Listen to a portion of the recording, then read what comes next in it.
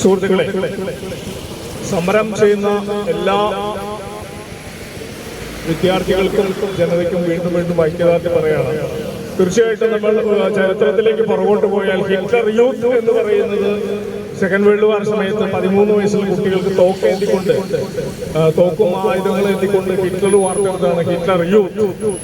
ആ ഹിറ്റ്ലർ യൂത്തിനെ കൊണ്ട് അന്ന് ഹിറ്റ്ലർ ജൂതന്മാരെയും കമ്മ്യൂണിസ്റ്റുകാരെയും ഹിറ്റ്ലർക്ക് വേണ്ടാത്തവരെ മുഴുവൻ കൊന്നൊടുക്കുന്ന രീതിയാണ് പഠിപ്പിച്ചത്. തീർച്ചയായിട്ടും ഫാസിസത്തിന്റെ ഒരു അന്ത്യം എന്ന് പറയുന്നത് ഈ 45-ൽ തന്നെ ഹിറ്റ്ലർ ഇത്രയധികം ബുള്ളറ്റ് ഫാക്ടറികളും ഇത്രയധികം ബുള്ളറ്റുകളും കുട്ടികൾക്ക് കൊടുത്തെങ്കിലും ഒരു ബുള്ളറ്റ് ഹിറ്റ്ലർക്ക് വേണ്ടി കാത്തിരിക്കുന്നുണ്ടായിരുന്നു, സ്വന്തം തോക്ക്. അങ്ങനെ അവസാനിച്ചതാണ് ഹിറ്റ്ലറുടെ ആ ഒരു ഏകാധിപത്യ അന്ത്യം.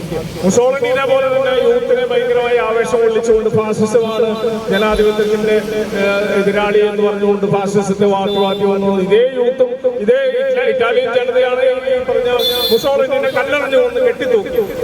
ലോകത്തെ എല്ലാ ഫാസിസ്റ്റുകളും പഠിക്കാൻ മറന്നുപോകുന്നു, പഠിക്കേണ്ടെന്ന് തീരുമാനിക്കുന്നതായ വലിയ ദുരന്തങ്ങളാണ്. പുതിയ ഫാസിസ്റ്റവും അത് പഠിക്കുന്നില്ല. പക്ഷേ കുട്ടികൾ ഇന്നത്തെ ഈ പറഞ്ഞ ജന്തർ മന്ദിറിൽ ഇന്നലെയും ഈ കഴിഞ്ഞ 30 ദിവസമായിട്ട് സമരം ചെയ്ത കുട്ടികൾ ഈ പാഠങ്ങളെല്ലാം ഓർമ്മിപ്പിക്കുകയാണ്. ഒറ്റ ഏകാധിപത്യം ഇവിടെ നിലനിൽപ്പില്ല. അവര് ജനാധിപത്യത്തെ വിശ്വസിച്ചുകൊണ്ട് ജനങ്ങളെ സേവിച്ചുകൊണ്ട് വരുന്ന രീതിയിലേക്ക് വരണമെന്നതാണ്. തീർച്ചയായിട്ടും നമ്മൾ സമരം എന്ന് പറയുന്ന ഒരു വാക്ക് വെച്ചുകൊണ്ട് ഇന്നലെ ഈ പറഞ്ഞ ധർമ്മേന്ദ്ര ഇയാള് അദ്ദേഹം ആ മന്ത്രി രാജിവെച്ചു എന്ന് പറഞ്ഞ് കേട്ട ഉടനെ ആ പോസ്റ്ററിൽ കൂടി ഇന്നലെ FPയിൽ ഞാൻ സമരമേ സമരമേ നിന്റെ പേരാണ് ധീരത, സമരമേ നിന്റെ പേരാണ് സ്വാതന്ത്ര്യബോധം, സമത്വബോധം, മാനവികതാബോധം, ജനാധിപത്യബോധം, മതേതരബോധം. സമരമേ സമരമേ നിന്റെ സഹോദരിയും സഹോദരനുമാണ് വിപ്ലവബോധം. സമരമേ നിന്റെ സഹോദരിയും സഹോദരനുമാണ് വിപ്ലവബോധം. നിന്റെ മാതാവും പിതാവുമാണ് ചരിത്രബോധം, ശാസ്ത്രബോധം. കിരീടം ചൂടി ചെങ്കോലേന്തി, കിരീടം ചൂടി ചെങ്കോലേന്തി അധികാര കസേരയിലിരുന്ന് തറയിലാഞ്ഞു ചവിട്ടി ഒരു ജനതയെ എങ്ങനെ വിറപ്പിക്കാം, മിണ്ടാട്ടം മുട്ടിക്കാം എന്ന് കണക്ക് കൂട്ടിയവരുടെ സ്വപ്നങ്ങളുടെ കരണക്കുറ്റിക്ക് ഒരടി കൊടുക്കാൻ പഠിപ്പിക്കുന്ന വീര്യമാർന്ന വാക്ക് സമരം. ലോകത്തിൽ എല്ലാ കാലത്തും എല്ലാ ഏകാധിപതികളും ഭയക്കുന്ന വാക്ക്, ലോകനീതിക്കായി പൊരുതുന്നവർ നെഞ്ചിലേറ്റുന്ന വാക്ക് സമരം. സമരം രക്തസാക്ഷികൾ ആദ്യവും അവസാനവും പഠിപ്പിക്കുന്ന വാക്ക് സമരം. അതിന്റെ വിജയം ഏത് അവാർഡിനേക്കാളും അധികാര കസേരയെക്കാളും മഹത്തരം, അനശ്വരം. ലാൽ സലാം, ലാൽ സലാം. ഒരു ചെറിയ അഭ്യർത്ഥന നമ്മുടെ കാവിശികയിൽ വന്നു.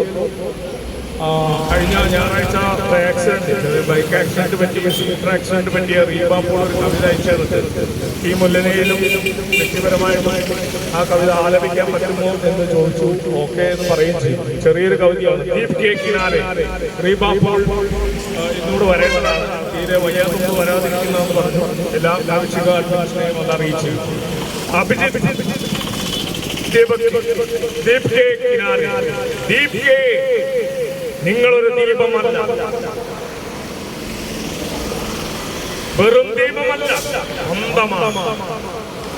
അന്യന്റെ ഉൾച്ചൂട് ശിരസിലണിഞ്ഞ് നീ ബന്ധമേവിന്റെ പ്രകാശങ്ങൾ ആയിരങ്ങൾ നിനക്കു പിന്നിൽ അണിനിരന്നു. അത്രയ്ക്ക് പ്രകാശം കെട്ടുകെട്ടി കറുത്തുപോയിരുന്നു നമ്മുടെ ഇന്ത്യ. സൂര്യൻ തലയിലാണെന്ന് ഭാവിച്ച് നമ്മെ ഇരുട്ടിലാക്കിയ ബ്രിട്ടീഷിന്റെ മുന്നിൽ മഹാത്മാ നിന്ന അതേ നിൽപ്പ് ഒരാളുടെ പിന്നിൽ രാജ്യം മുഴുവൻ. കണ്ണു നിറയും. സ്വന്തം മക്കളെ കൊലപ്പെടുത്താൻ ആണിയടി ഇരുമ്പ് ദണ്ടുകൾ, ജലപീരങ്കി, ഇരുമ്പ് ചീളുകൾ, തോക്കിൻ മുനയിലെ ക്രൗര്യം, അമ്മപെണ്ണന്മാരെ തിരിച്ചറിയാത്ത കാമവെറികൾ, കൂലിപ്പട്ട, മഹാത്മാവണിഞ്ഞ അതേ നിരാഹാരത്തിന് മുന്നിൽ മുട്ടുമടക്കിയപ്പോൾ ഉണർന്നത് രാജ്യത്തിന്റെ മുഴുവൻ ദീപങ്ങളും. എന്തൊരാനന്ദം! ഞങ്ങളിപ്പോൾ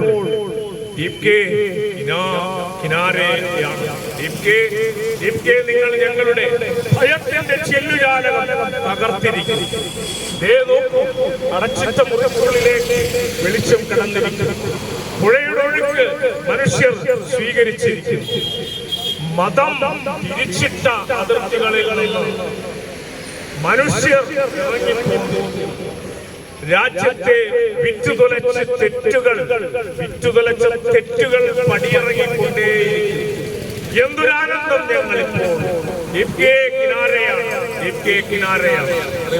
നന്ദി.